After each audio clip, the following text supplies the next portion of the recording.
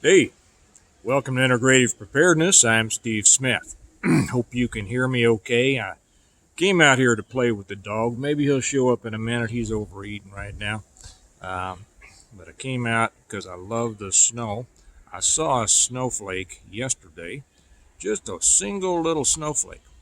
And told Kelly, says, I hope it starts, and it has. Because I don't know what it is about snow that so many of us like, but it just must be a part of our DNA. It's pretty. It's both brings people together and kind of gives you a feeling of personal isolation at the same time. Helps us reflect on the greater issues of life, doesn't it? Well, as my kids and most of my students will tell you, my kids with rolling eyes and my students with a somewhat greater sense of understanding, they'll tell you that pretty much everything out there is, as far as I'm concerned, a lesson. And so it is with snow and snowflakes. Before I get into this, I want to say a word about commercials. Some people have asked, they're really loading you up with commercials, and are there commercials over on Patreon? And yes, they are, and yes, there are, but I'm going to kind of put a stop to that over on Patreon in certain situations. I'll tell you about commercials. I never thought that, that they would want to put commercials on my site. And so I thought, back when I went ahead and monetized it, let's see what happens. I don't know much about this, and those of you who have been with me for a while know that I don't know much about this, and you who are recently joined, and welcome, because we have a lot more people joining all the time here and on Patreon. There's a dog. Hey, you want to say hi to the folks? We'll see if you can. I don't know if you can see him or not. Anyway, came back to me because he doesn't have anything to say. He didn't talk to anybody except to me. So I don't know much about this stuff. I should sit down and seriously study what I ought to be doing on Patreon and YouTube, but I just kind of get on here and spout off, and maybe I'll start looking at it more like a business here, but I already have businesses that I concentrate on, and this is, just kind of an addendum here. So I never thought that anybody would put commercials on my stuff, so I went ahead and monetized and thought, see what happens. That'll be interesting. And boy, they are. So I thought, should I let them run? Oh, I know. I'm talking to the folks here. Should I let them run or should I take them off? I don't know if it's irritating or not. I don't really mind commercials because I just skip them. And so I thought I'd leave them on and just kind of see what happens. And so they are going to be, I'm going to leave them on because I thought, okay, I'm a capitalist, right? I'm a capitalist, and I always tell people, develop additional streams of income. Now, it's not much, but it's kind of fun to watch. And I thought, okay, I'll spend my time, see what I put out here. If people value what I'm saying, they'll watch, and they'll either watch the commercials or they'll skip the commercials, and whatever you do is okay with me. We'll just keep on going. And I've kind of earmarked whatever money comes in from those commercials for a certain thing. I won't say what it is, but I think most of you will agree with it. And so we'll just let them run. Now, I thought that when I put stuff over on Patreon, and this is my ignorance, that they wouldn't run commercials. Well, of course, it's all hosted by YouTube, and so the commercials are still there. So I need to make a little bit of a change there. And on the what I'm going to do is the videos that are specific for Patreon, and I'm putting up more of them. I will not monetize those, so you won't have to, see or watch or skip through commercials on those. If I put them later over on YouTube, I might not. I don't know. We'll just see. Okay, that's the thing about commercials. So sorry if they get in your way of the smooth flow of there's a wind, and whenever you're wearing a hat, you got to go like that. You got to, hey, skip them. It's okay with me. Okay, now back to snowflakes.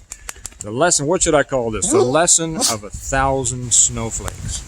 I would say a million, but 1,000 seems more esoteric, doesn't it? Seems more inscrutable, very, very oriental, and people just love, ooh, that sounds so inscrutable. The lesson of 1,000 snowflakes. How did our country get to be where it is today? Many of us ask that question of ourselves, and we go back, and what I've always said is every big thing starts with small things. When you first see a couple of things, it's easy to overlook. This, don't worry about it. It's not going to amount to much. It's nothing to respond to. It's nothing to even pay any attention to. Well, we're in a situation here in our country that is the result of not 1,000, but a million and a million and a million and a million of little bitty things that all piled up to be one major, what kind of storm in our country. And the reason that it got to be this way is because each one wasn't responded to as it came along. There was no pushback, or not sufficient pushback. And when people did try to push back, those who saw the writing on the wall early on, they tried to push back and warn the rest of the country about what would be coming down the road. They were called names. They were called, McCarthyites. They were called a bunch of names, and still are. Well, the movement that changed our country became more than a movement, and now it's a solid half of voting block of our country. It is such a large you back? Such a large segment of our society that it's taken a stranglehold on much of our lives, and it's about to take more. I went to last night. And you wonder how it got to be this way. We all have our opinions. Well, last night we went to a political meeting, or tried to say. Now, I live in an area that was at one time just as red as you could get, just as staunchly conservative and Republican as you can get. Now, I don't identify myself as a Democrat, Republican, anything else. I'm about as independent as you can get, but occasionally I will register as a Republican if I want to be able to vote in a primary, and that's about it. I know, just like most of you all know, and like George Washington warned about, the danger of political parties, because people will become more loyal to their party. Oh, there's comes some more wind. When you get like this, you ever seen the cowboys riding across the ring if they're ducking their head like that? That's so that the wind will push their hat back on instead of blowing it off. Okay, people will become more loyal to their party than they will to the country, and that's a danger. That's not the way it should be. That's how things got to be the way they are. But occasionally I will dip my toe back into politics just to see kind of what's going on. Well, the thing that's happened with this last election, of course, brings up a lot of lessons, a lot of opportunities for me to teach the kids, and Kelly also. She's a great teacher with this. To teach the kids and explain to the kids what's right, what's wrong, why things are right and wrong, how things get to be the way they are, and what do we think we ought to do about it. Well, I got to notice that one of the local Republican clubs was having a get-together with and going to have a speaker of Chris Kobach. And many of you are familiar with Chris. I don't know him. He's a local around here. Kelly knows his wife a little bit, but I've always had a high opinion of him. And those of you who know, he used to be Secretary of State here in Kansas. He ran for governor, ran for Senate, and of course, because Kansas is turning less and less deep red, he lost both of those to to Democrats. And I couldn't believe it. What's happened to where I used to live? It used to be one of the most. Every time I stopped petting him, he barked. Oh, go play. Yeah. Whoa, let's see. You see him? Yeah. Okay, you want to play? Okay. So I wonder what what has happened to this place that He used to be about as red as you can get. So anyway, we went to this meeting. He was going to speak over at this club at a restaurant last night, and it's one of our favorite restaurants, and so we thought, well, let's go over there. And it was my second son's birthday. Now, he was kind of disappointed that we were going to go to a political meeting instead of someplace fun for his birthday, but he was very big about it, and he says, that's all right, Dad, Mom, you want to go there, that's okay, we'll go someplace fun next time. And I was very proud of him. So we took the kids over to this group. We don't belong to the group, but we went over because I wanted to check and see kind of what what their stance was, what they were thinking, were they ready to stand up and fight or not? Or did we want to be more of a part of this organization again? Because, sometimes you make a lot bigger difference in being a part of a group than not. I've never liked groups, and most of you will agree with me on that, but, just check and see what you think about different things. So we went over there, and we also took a young friend who is just now getting involved in politics, or at least learning about it, learning the very basics about our country and the difference between conservatism and liberalism, and not classical liberalism, but socialism, where liberalism where the socialists and communists hide now in our country. So we went over there, and I was pretty interested, and I explained to the kids on the way over. I says, okay, now we're going over here mainly hear what Chris has to say, and then also to take a look at this group and see what we think about it, see if we want to be a part of it, see if we want to kind of keep track of them and all that. So and I explained to them, and my kids are well versed. They know it takes 7 seconds to make a first impression, and we're always complimenting on how well behaved our kids are, so I wasn't worried about how they were gonna be. But I said, just pay attention to these people and see what we think. Well, we walked in the restaurant, and we walked back to the room, and on the way back, I had a guy in front of me who was walking back here, and he just kind of gruffly looked at me and said, are you with the such and such? And I said, yeah. And he just turned away and walked on off. We got to this room, a bunch of people in there talking together, and nobody welcoming us, nobody telling us what to do. There was a woman standing at the door, just kind of gave us a blank look. And so we wandered in, and just the room was full. We couldn't find a place to sit. Nobody paid any attention to us at all. The few that did just kind of gave us, a blank, almost challenging look, and very unwelcoming. So we stood around for a little bit, and finally we saw that there was a place to sign in. So I went over and signed us in, and still nobody said anything. And Kelly saw one person that she knows from someplace else and said hi, but we stood there for, I don't know, five minutes or so. Nobody said a word to us. Nobody offered us a seat. Nobody came up and asked who we were, what we were doing there, welcomed us to the club, anything. And we're kind of a hard bunch to miss. I mean, everybody knew we were there. So anyway, there was no place to sit, so we went out and into the main dining room and sat at a table right outside the door.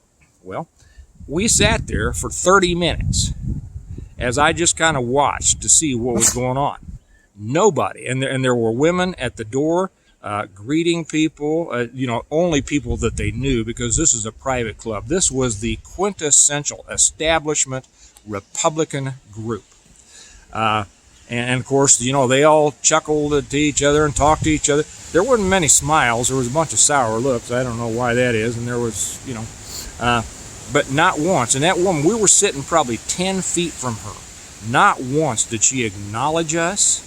Not once did anyone come over and say hello to us or welcome us. And we sat there for 30 minutes until finally we got up and left. And, here comes that wind again. This was one of the 1,000 snowflakes. And I saw now why the Republican Party is going down the tubes. Because, like we've seen on a national level, most of them aren't conservative. most of them, they may sing a good song, they may talk a good game, all about patriotism and this and that. When it comes down to just being welcoming to a fellow American, somebody who they might want to know or might want to know them or might help their cause, they couldn't care less. They're all about their own little club. They're all about their own little power. And that's what we see in Congress too. These people up in the Senate and in the House, there's a few fighters up there. A lot of times we'll see them starting to fight the first couple of years, and then all of a sudden they submerge into the swamp, and they feel that they are more of a part of each other. They're comfortable in their swamp, and they don't fight. And we are in a situation now that's going to take some fighting. And I don't mean that physically. I'm not talking about that yet. I'm talking about the battle of ideas. But we saw it firsthand last night. Why this country is going under. I had a good talk with the kids. We had a good talk with the kids afterwards, and explaining to them, did they realize that this group who claims to want to do something to return America to the way it's supposed to be, they had a chance to make good contacts with 6 people last night, and they didn't, because they were more concerned with just kind of staying in their own little club, their own little group. They probably saw us as interlopers as opposed to potential allies. What a sad state, this country's in when that becomes the norm for a party that's supposed to be, standing for the traditional values. Okay, well, if traditional values include snubbing those that are on your side, well, those aren't my values.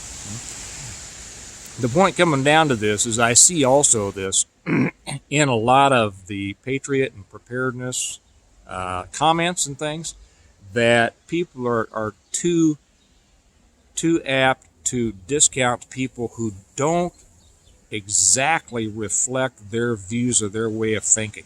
Okay. And, as Reagan that said, hey, somebody who agrees with me 85% of the time is not my enemy. Unless it's a couple of important things, and I'll agree with you on that. But too often we discount each other. We try to shove each other over or off into the corner. If somebody thinks that it's time for gearing up, and somebody else thinks it's still time to talk, well, hey, that guy who's gearing up said, not time. If you're not gearing up, you're not one of us. Let's stop that. Come together, understand our commonality, and work with the strengths on that. This thing that started as a single snowflake yesterday has turned into a pretty good snow that's supposed to last all day. The thing that started with anomalies and strangeness in our country that nobody really thought was going to turn out much has turned into quite the storm that has put our country into a bad place and a hole that we need to fight out of. And the way back is kind of the same way. It's paying attention to each little individual thing, each contact that we have, each chance that we have to have an effect on the world around us, on the opinion of someone around us. I'll close out with this one little story. Way back in the day when I ran my gyms, we had an extremely hard training program for those who wanted to be instructors. About 3 out of every 100 made it through, and there was that's a horn honking back behind me because it's traffic, because I live in the suburbs, for those of you who are wondering.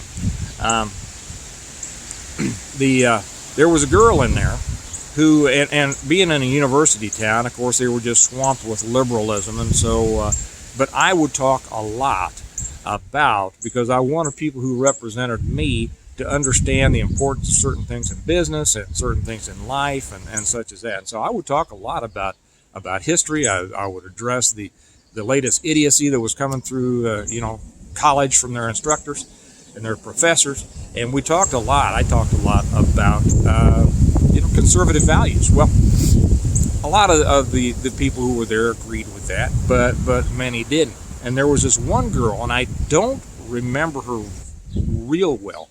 I remember her a little bit. I remember her being a nice person, but she didn't make it through training, and so she wasn't a standout. But she disappeared. A couple years later, I got a letter from her. She had gone on and transferred to another university.